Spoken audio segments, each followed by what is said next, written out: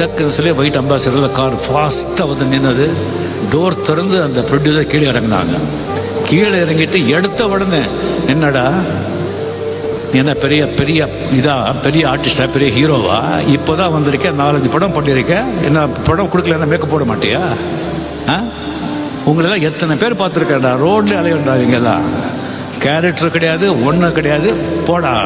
நான் வந்து என்னங்க நீங்க தானே சொன்னீங்க, அதனால நிற்கிற சொன்னா வீட்டுக்கு போ, கேரக்டர் கிடையாது.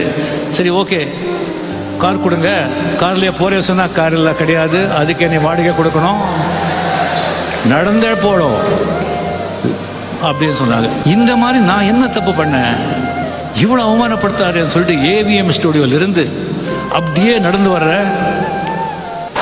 என் மைண்ட்ல எல்லாம் என்ன ஓடுதுன்னா, இதே கோடம்பாக்கம் ரோட்ல ஃபாரின் வண்டி எடுத்துக்கிட்டு